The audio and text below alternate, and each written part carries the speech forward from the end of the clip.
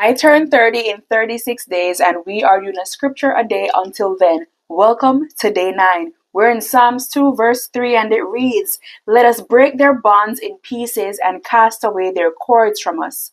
One translation says, "Let us break their chains and throw them away from us." In the previous verses, we heard the questions asked. Why do the ungodly rage? Come together in anger and confusion, but come together nonetheless to plot against God and His anointed. We were then told that these groups included the leaders, policymakers in high places, as well as people of influence at other levels. They come together and plan, but they plan in vain because they come against a sovereign God who never drops the ball, who can't drop the ball, and His Son who will rule forever. And what do they say? We're told here, they say, let's cast their cords or their ropes from us.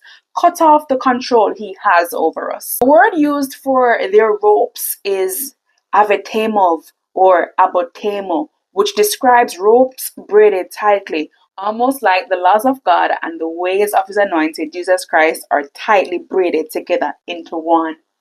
What is interesting here is the phrase cut their cords. The word moserot is used, and it refers to the cords they use to harness the oxen to the yoke, to secure the yoke and the oxen so that two oxen can work together. In Matthew 11:29 and 30, instead of throwing off the yoke, Jesus invites us to take up His yoke and learn from Him because His yoke is easy and His burden is light.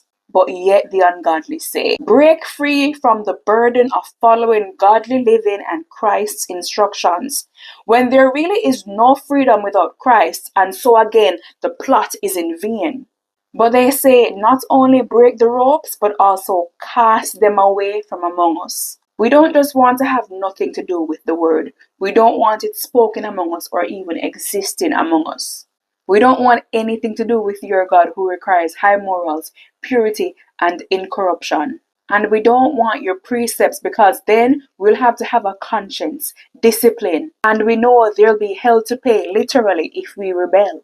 You see, there's nothing new to God, and the devil wanted the same thing, and that's why he, much like the rulers described here, plotted against heaven, and he failed because the plan is in vain. Remember, you can't plot against a God who doesn't drop the ball. Day 9, and it keeps getting better. Come back tomorrow. Be blessed.